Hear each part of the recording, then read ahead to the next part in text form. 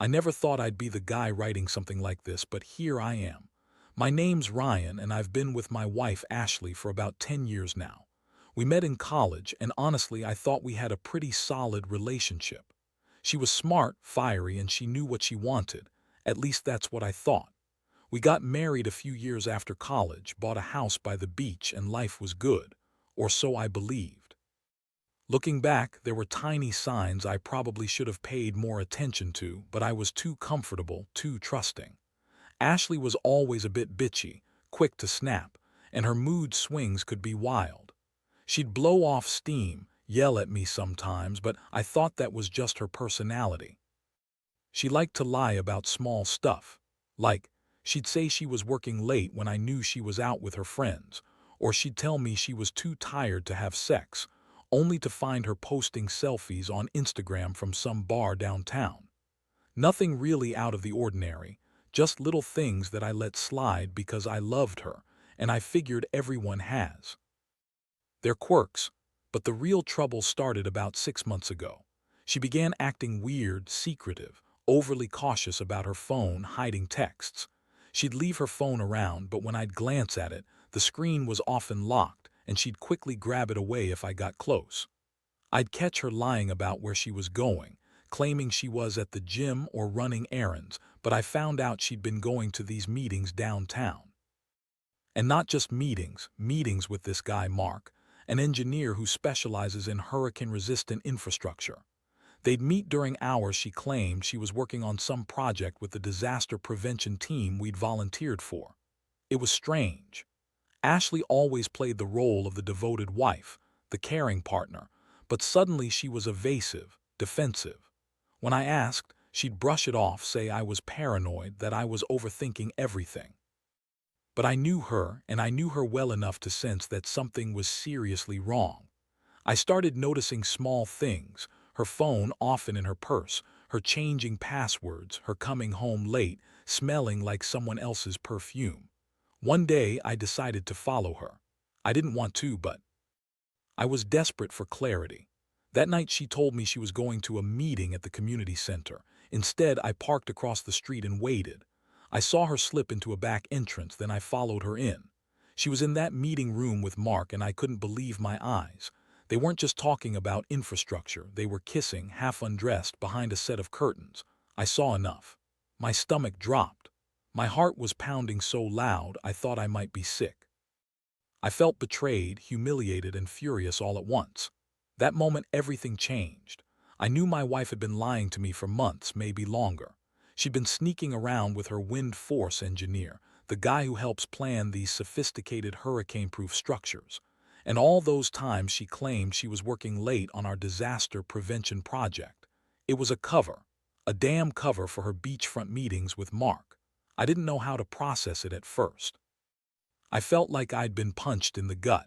This wasn't just a fling, it was a full-blown affair.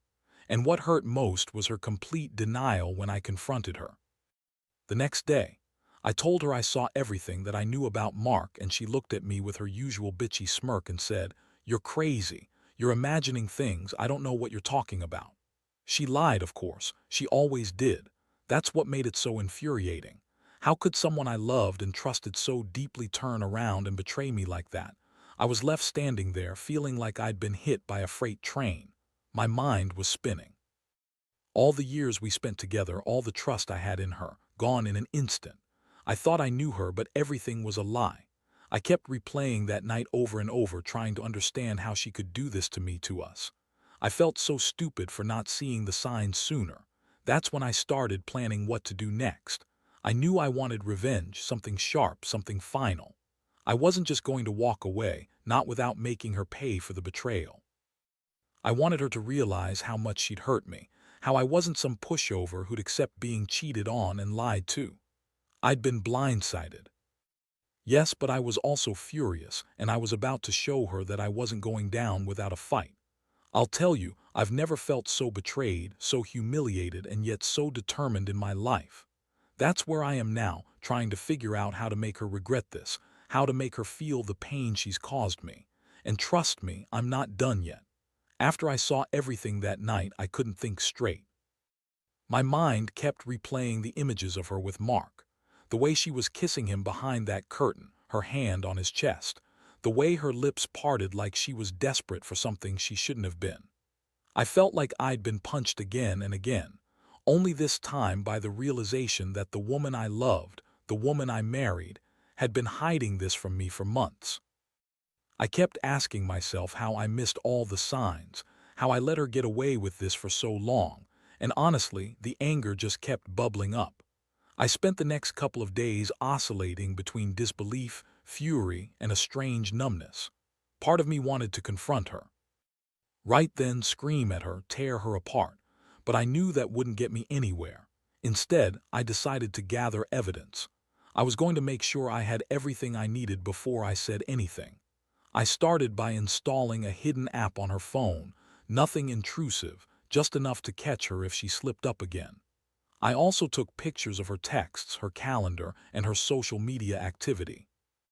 I wanted proof, cold and undeniable, because I knew she'd lie her way out of it if I gave her the chance. The confrontation loomed in my mind every single day. I couldn't sleep much, kept waking up with that sick feeling in my stomach. I kept wondering how someone I'd trusted so completely could turn around and do this to me. Ashley was always the fiery type, bitchy, quick to throw barbs, but I never thought she'd be capable of such betrayal. And when I finally sat her down, I knew I had to be calm, methodical. I couldn't afford to lose my temper and say something I'd regret, but that didn't mean I wasn't furious inside. When I did confront her, I started by showing her the pictures I'd taken from her phone. Her face went pale at first, then flushed with anger and denial. She spat out the typical lies. "It's just sex," she said. "It didn't mean anything. Mark and I are just working on some project together. You're overreacting." She tried to make me doubt what I saw, as if I was crazy for even suspecting her. Her voice was sharp, defensive, bitchy as hell. She kept insisting I'd misunderstood, that she was innocent, that I was just jealous or paranoid. But I had all the evidence stacked against her. I could see her eyes flickering, guilty as hell, trying to cover her tracks. I felt the rage boil over at that point. How dare she lie to my face, especially when I'd caught her dead to rights. I told her she was a manipulative bitch, that I knew she was cheating, that I knew about her meetings with Mark, her wind force engineer. Her reaction was almost laughable. She scoffed, told me I was crazy, and accused me of spying on her because I didn't trust her. She said I was overbearing, that I was jealous and possessive, just trying to control her. That was classic Ashley, twist everything around to make herself the victim. But I wasn't buying it anymore. The worst part was how she kept up the act, trying to gaslight me into questioning my own judgment. She'd flip her stories, deny everything 1 minute, then admit to some of it just to play victim the next. She kept saying things like, "You're just insecure," or "You don't understand what I do for you," as if her cheating was somehow justified because she was doing important work with Mark. That made me sick. The woman I thought I knew was a lying, manipulative bitch who was more interested in her damn wind force calculations than our marriage. At that moment, I realized I couldn't keep pretending everything was fine. I was furious, hurt, and deeply betrayed. I knew I needed to decide what to do next. Part of me wanted to tear her apart, make her regret everything with some ruthless revenge. But another part of me, the calmer, more calculating part, knew I had to approach this carefully. I wanted to make her suffer, but I also wanted to do it cleanly, without her twisting the story around. I decided I'd let her keep talking, keep lying, and I'd play along just long enough to gather everything I needed to make sure she couldn't deny it later. I remember sitting across from her, watching her bitchy smirk fade when she realized I wasn't buying her bullshit anymore. Her eyes flickered with panic, and I felt a strange mixture of satisfaction and disgust. I'd never felt so betrayed, so humiliated, and so angry all at once. This wasn't just about the affair.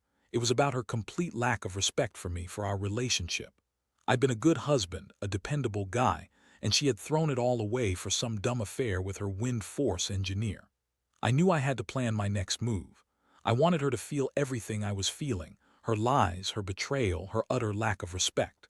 I promised myself I wouldn't let her walk all over me anymore. She thought she could cheat, lie, and manipulate her way out of this. Not a chance. I was done being nice. I was going to make sure she paid for what she did in her own way. That's what's fueling me now, the need. For justice, for closure, and most of all, for her to understand that a man doesn't get betrayed like that and walk away unscathed. Not again. If I learn anything from this, it's that trust has to be earned, and once it's broken, you might as well start preparing for war.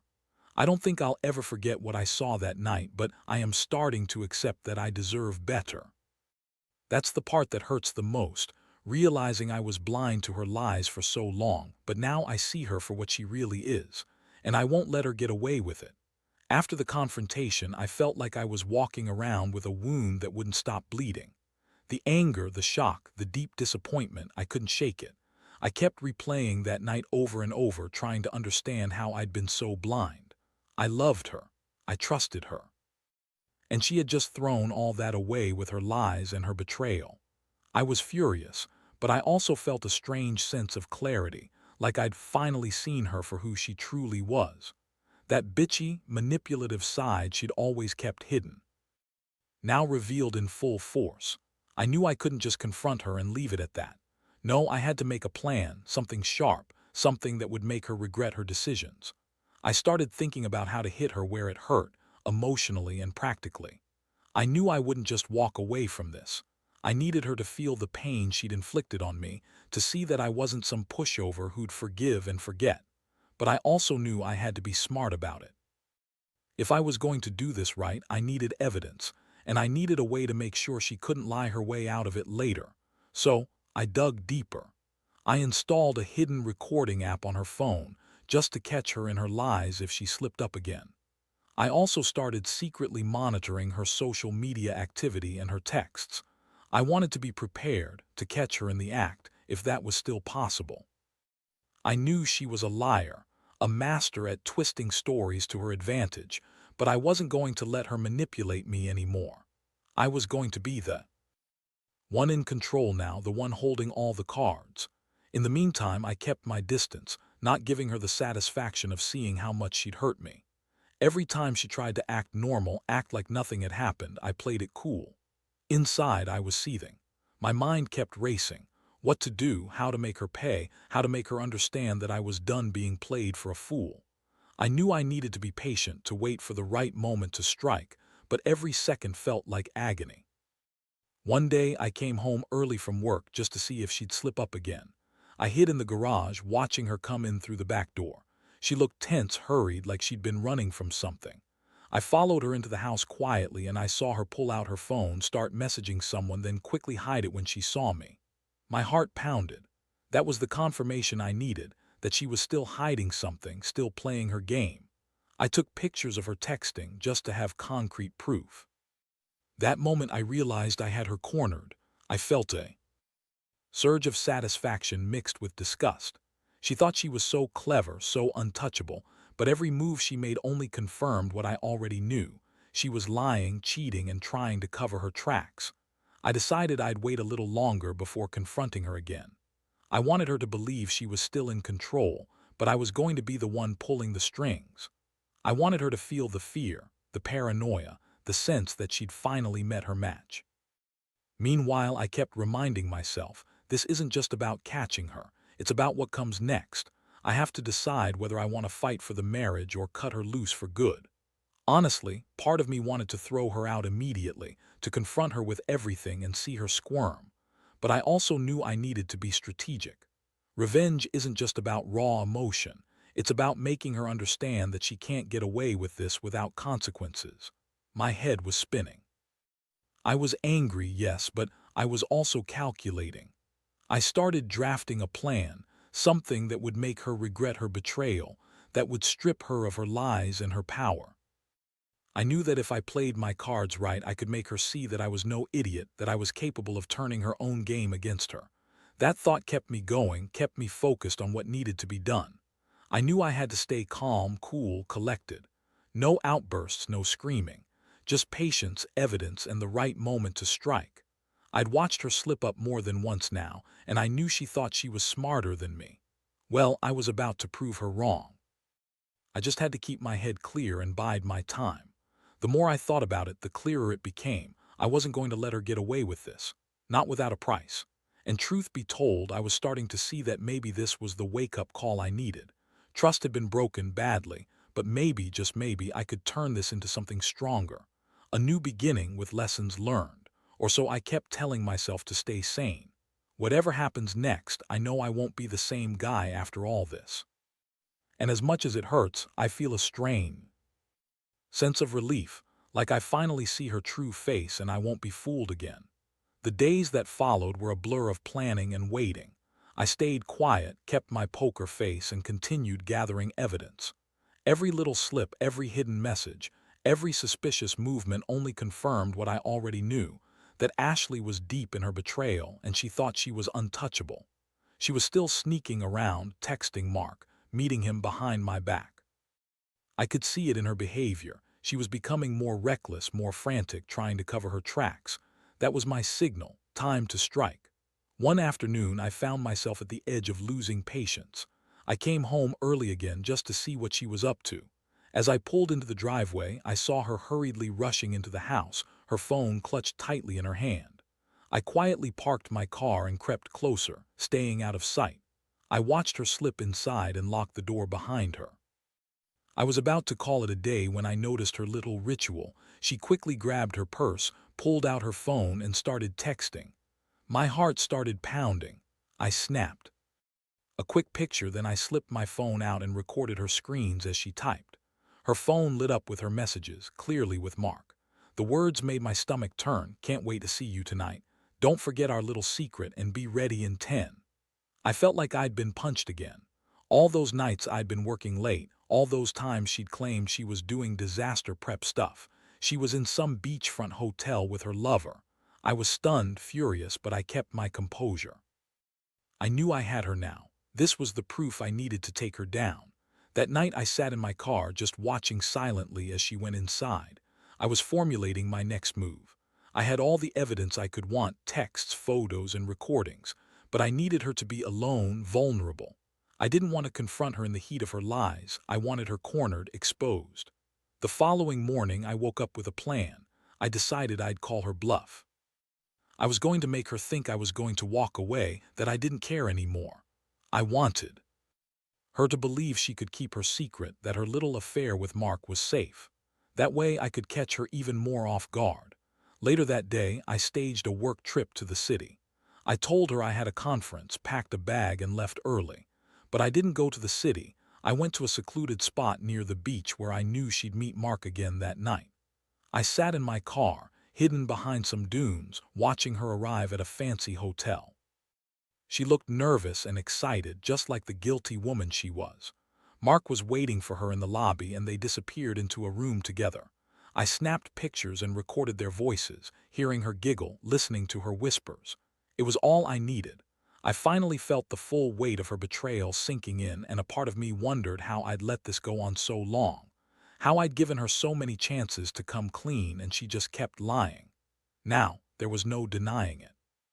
She was a cheating, manipulative bitch who thought she could get away with anything. As I watched her slip into that room, I realized I couldn't keep pretending. I had to act fast. I waited until she was inside, then I sent all the evidence to my lawyer and a trusted friend. I knew what I was going to do next, confront her even more aggressively.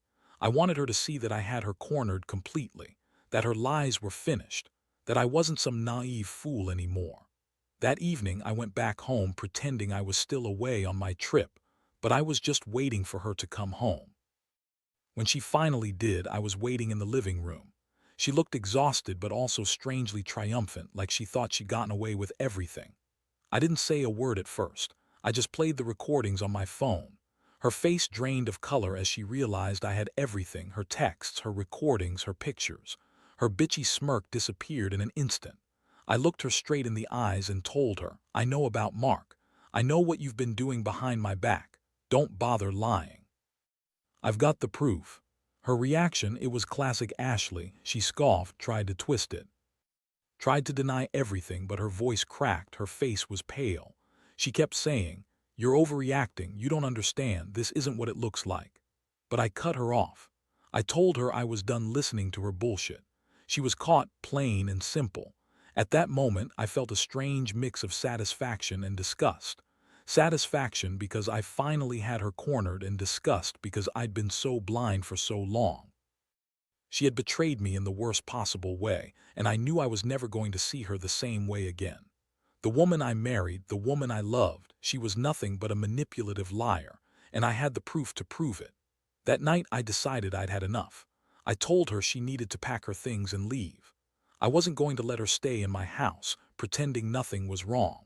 I wanted her gone, out of my life, and I wanted to make sure she understood how badly she'd screwed up. I didn't want her to think she could just apologize and everything would go back to normal, because nothing would be normal after this. Not anymore. I knew I'd lost trust forever, but I also knew I'd gained clarity, and from here on out I was taking control. I would rebuild somehow, but I'd do it without her. If you want me to keep going, just say so. The night I told Ashley to pack her things and leave still echoes in my mind. She looked at me with that bitchy smirk, trying to act like she was the victim, like I was overreacting. The nerve of her. She kept arguing, saying I was being unfair, that I didn't understand her, that I was just jealous because I couldn't handle her success with Mark. But I wasn't buying her bullshit anymore. I had all the evidence. I had the recordings, the pictures, the messages. I was done pretending she was innocent. She acted so confident, so bitchy, like she was untouchable. She kept throwing her tantrum, saying I was overreacting, that I was crazy for accusing her of cheating. She even tried to turn it around on me, claiming I was insecure, that I was just jealous because Mark was a better man. Of course, she lied about how long it had been going on. Denied that they had sex, but I knew better.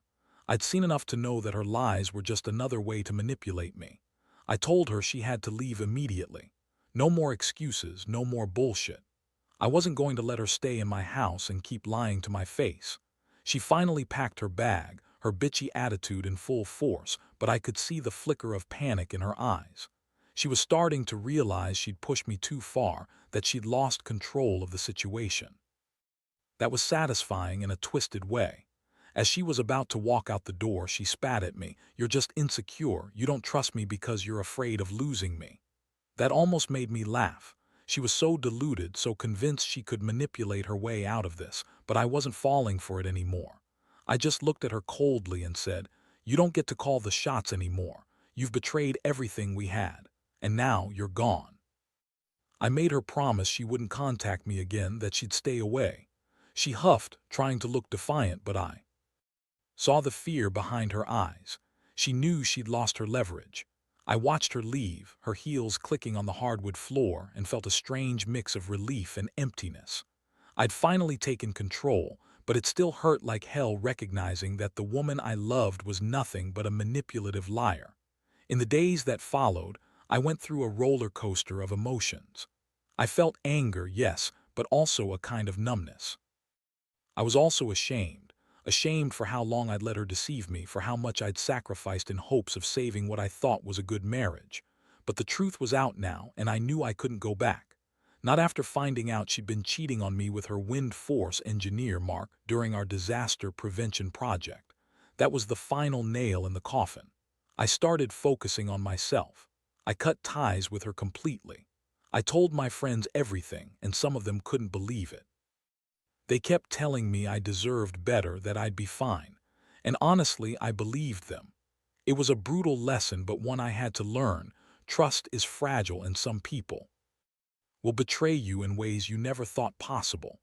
I kept replaying everything, trying to understand how I missed so many signs, how I'd been so blind. Eventually, I realized I had to let go of the anger. It was eating me alive. I started seeing therapy, talking to a counselor about everything. It helped me process the pain, the betrayal, the humiliation. More than anything, I learned that I was better off without someone who could so easily lie and manipulate me. I had to rebuild my life from scratch, but I was determined to do it stronger.